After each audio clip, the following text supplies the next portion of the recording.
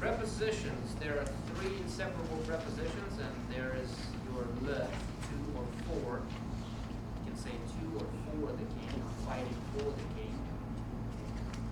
But could be translated as in, by, or with. So please pay attention to these variations of translation, because sometimes the other one would be proper to use. Not just in, but might be by or with, which would make better sense in the sentence. To and for le, and for ke, there's like as for according to. Okay. And it shows how many times these appear in the Bible. 15,559 times for be, 20,320 times for le, and 3,053 times for ke.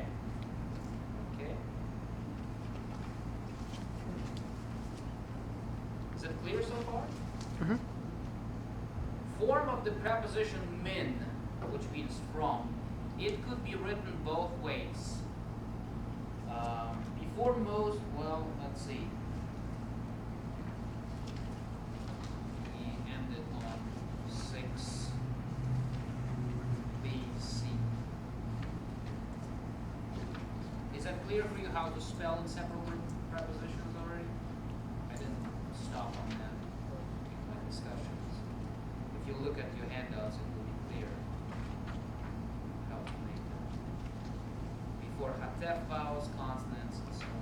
So let's move to prepositions with definite articles. Is that clear?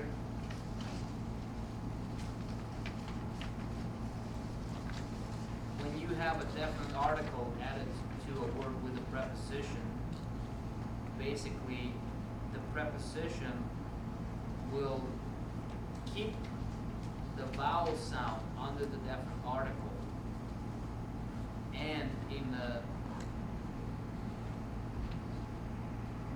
preposition you will have that Duggish forte-like sound. That dot actually shows that something just got dropped out. See that? 6D, page 6D. Ha sade becomes ba sade, and that ba, that dot in ba, with the virtual doubling, shows that there is a letter behind it. The ha is behind it. So there is both preposition and the definite article in that ba. You understand that? Same with ka, and same with ba with kamets under ha-esh, fire. Why is there kamets under ba?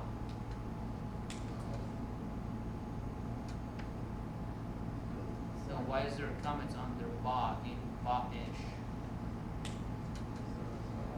Because there was a kamets in the original word. That's why it contains the exact same vowel from the definite article of the word. Okay, it's simpler than what you would think. 6E, here we come to makef prepositions, or preposition min with makef. What does it mean to have a preposition with makef? We have discussed it earlier. What is makef? It's that little hyphen. That's correct. So it could be written like min melech, like from a king. And you see there's makef there, min, makef, and melech. So you can distinguish. Another rule for reading words with makef, they have to be read as one word. Preposition and that word is read as one word. Min makef. Min melech. As opposed to min melech, it would be min melech. So you know it's from the king. So it's read. So the accent stays where it was in the root word. The mem, sidon. So you know that. Yeah. So, but we can also make min into inseparable preposition, which would mean that we drop the makef and something else will be dropped. The final nun from min will be dropped. So what happens from melech will actually get mim melech. And what happens here, we drop noon, but nothing in Hebrew just disappears without giving us a sign that it's been there. What happens there? Do you see anything different? There's dagesh forte. That doubling suggests that there's something was dropped out of that word, and instead of that, there's that dot in there. Min bayit will be min bayit.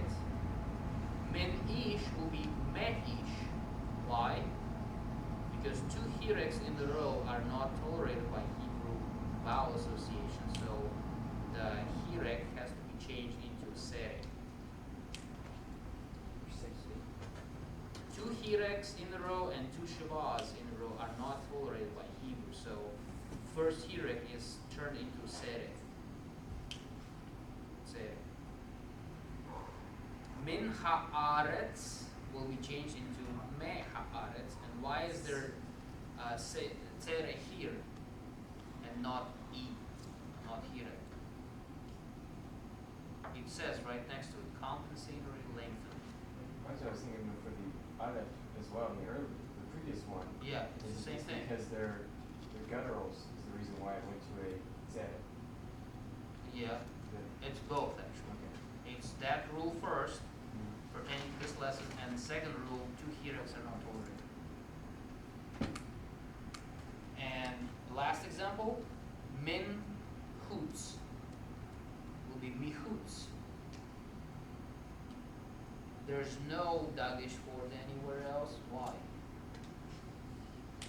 Can't tell the Okay, that's right.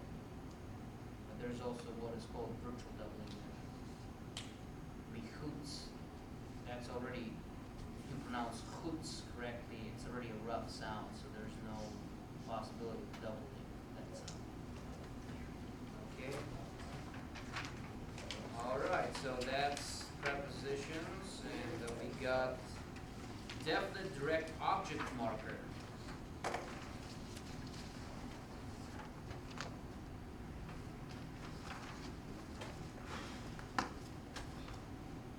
Before we get to that, there are certain things that I want you to know about the preposition min as well. For example, its use in the Hebrew language. If you look at the PowerPoint, it could be used comparatively. For example, in English you won't say, I am better from you. You would say, I'm better than you. In Hebrew, it's actually, I'm better from you, or I'm better from them. It could distinguish between big, bigger, and biggest. Could be good, better, and best, used to distinguish those kind of qualities. And could be also used as superlative. For example, you can refer with min, you can refer to all, each, and every. For example, Satan was more beautiful than any other created being he was created. So you will see that min in there. From every other. And there's also partitive use. You want to say, give me a portion of the fruit, or give me some of the fruit. There will be that partial use as well. These are certain things that you have to remember about min, because that will influence your translation abilities. So definite object marker. Definite direct object marker is a word that receives the action of the verb. Basically a subject, right? Object. Yeah, subject is the thing that doing the action, and the object is the one that receives the action, right? Okay. So we're remembering our grammar. In Hebrew prose, definite direct objects are usually marked with et, with either segol or tzere. See that? We already know one el, Torah, two Torah, but et, it's almost like this city or that city. It's almost acting as the definite article, almost.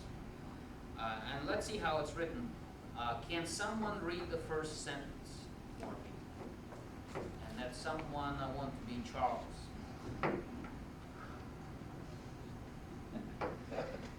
6F. Oh, I know what this is. Well, I want you to keep it to yourself because Charles is reading. Bara. Okay.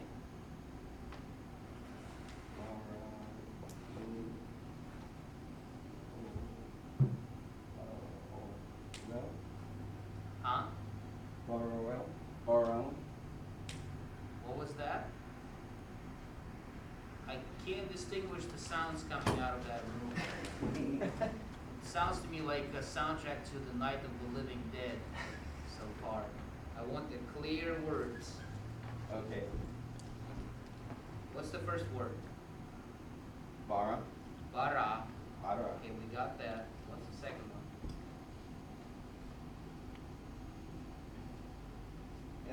El-Ham. What is the vowel point under hey? Okay. What's the name of that? It's a hirek. It's A, right? No, No? it's not a. It's e. It's e. See, if you would have learned that, you would have known that. See, Charles, that's what I'm talking about. Elohi. What's the last letter? It's easy. Oh, It's that's the name of God. Elohim. Elohim, That's that's the final correct. one. Bara Elohim et Elohim et. What's the last word?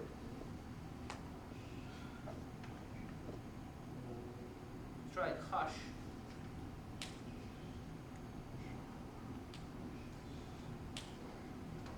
Go ahead. Don't be afraid. This is right.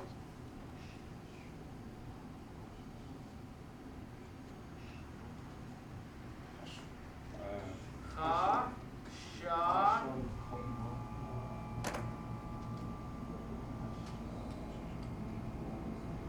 What was that? Hashamayim. Charles, please learn vocabulary and vowels. You won't be able to proceed farther. You won't get to catch up. Okay, next sentence. I want Charles, other Charles. Only louder because I can't hear back there. Too many electronics working in the front.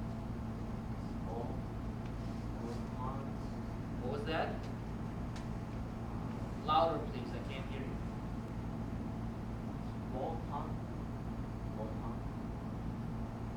It's not vo. The first letter is nun.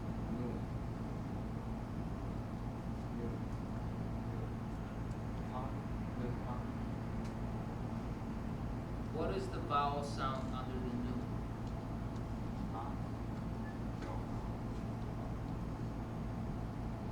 Na, thun. What's the second word?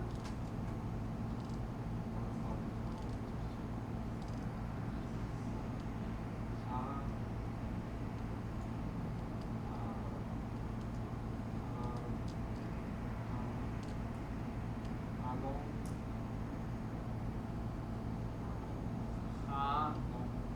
It's not Hanun. It's the letter nun sounds like n, but it doesn't have u sound in it. There's a different vowel underneath it, which will correspond to the sound that will appear right after nun. It's Hana. Hanabi. That's correct. And the next word?